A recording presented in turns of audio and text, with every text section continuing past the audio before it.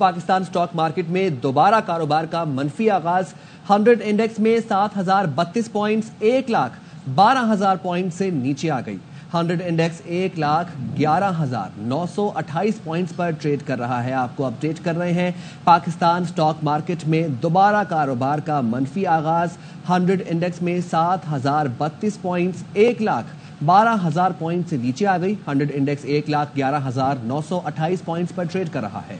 हमारे मौशियात खाका नजीब साहब हमारे साथ मौजूद हैं।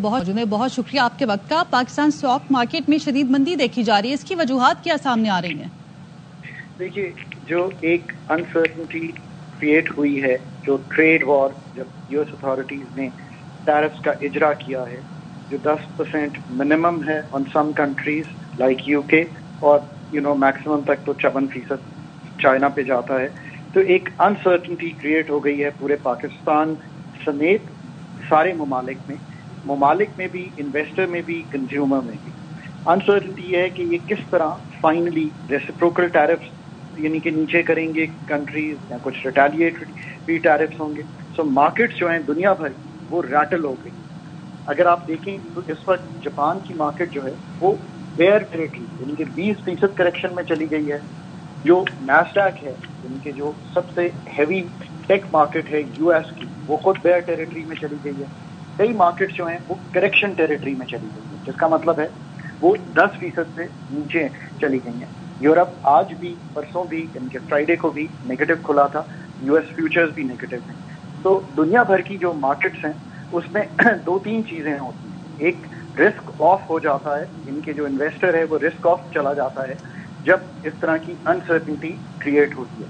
नंबर 2, बहुत सी मार्जिन कॉल्स आ जाती हैं, जिसका मतलब है आपने कोलैटरल रखा हुआ है बैंक में अपने शेयर को, उसकी कीमत नीचे चली गई, you are force to cell.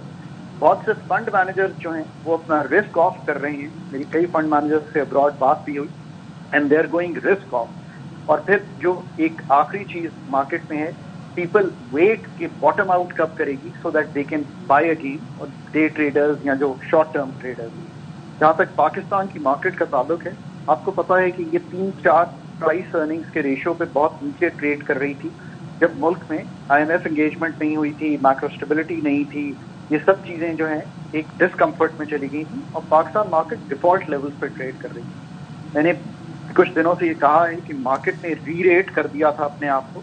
वो 6 PE पे, प्राइस टू अर्निंग्स पे ट्रेड कर रही थी। बहुत अच्छे गेन्स वो both in rupee terms and dollar terms आ गए। फिर ये हुआ कि जब दोबारा एक IMF की एंगेजमेंट आगे बढ़ी और एनर्जी प्राइसेस जो हैं आपको पता है उसका एक रीथिंक हुआ, तो फिर इन्वेस्टर कॉन्फिडेंस जो है दोबारा आया कि now may be the industry will do well.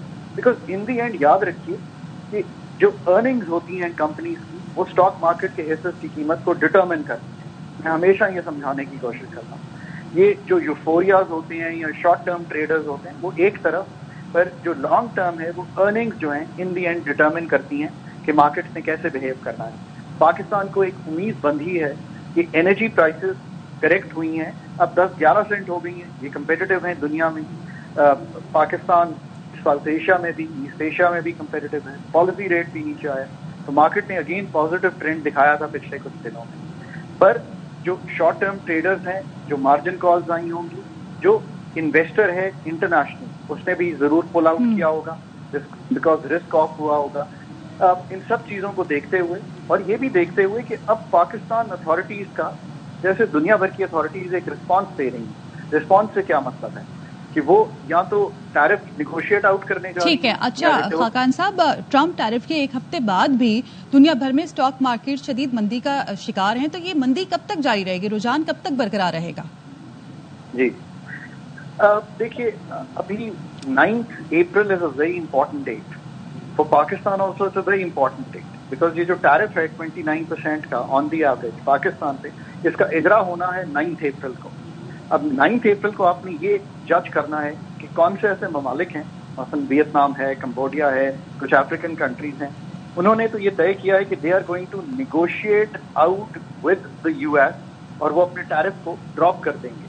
तो अगर ऐसा हो जाता है तो फिर तो हो सकता है कि कुछ ममालिक पर इसका इजरा ना हो। कुछ ममालिक हैं जो रिटालिएटरी टैरिफ में चले जाएंगे, फिर उनके साथ निगोशिएशन आई थिंक लॉन्गर होगी या maybe it will take a while to work through. یہ بھی یاد رکھیے کہ یہ جو شوق ہے یہ تیسرا شوق ہے پچھلے 15 سالوں میں جو مارکیٹس نے لیا ہے. گلوبل فائنینشیل کرائسس 2008-9 کا, پھر کووڈ 2022 کا, اور یہ تیسرا شوق ہے. Here's my advice to the stock market investor. جو شارٹ ٹرم ٹریڈرز ہیں انہوں نے تو اپنا رسک دیکھنا ہے اور آپریٹ کرنا ہے. جو مارجن کالز پہ ہیں انہوں نے بھی اسیس کرنا ہے کہ ان کے پاس کیا مارجنز ہیں. جو لانگ ٹرم انویسٹر ہے وہ ہمیشہ یاد رکھنا چاہیے کہ market always come out on the other side جب یہ سارا ٹرم آئل گزر جاتا ہے. ٹھیک ہے, بہت شکریہ آپ کا خاقان نجیب صاحب AIR نیوز سے گفتگو کرنے کے لیے. اور پاکستان اسٹاک مارکیٹ میں دوبارہ کاروبار کے آغاز پر بھی شدید مندی دیکھی جا رہی ہے. 100 انڈیکس میں 8,455 پوائنٹس اور 1,11,000 پوائنٹس سے نیچے آ چکی ہے. 100 انڈیکس 1,11,335 پوائنٹس پر ٹریڈ کر رہا ہے.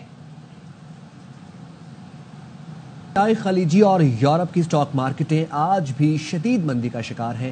یورپی اسٹاک مارکیٹیں کھلتے ہی گر گئیں. جرمنی میں ڈیکس انڈیکس تقریباً 10% نیچے آ گیا. لندن میں FTSE 100 میں 6% کمی ہوئی.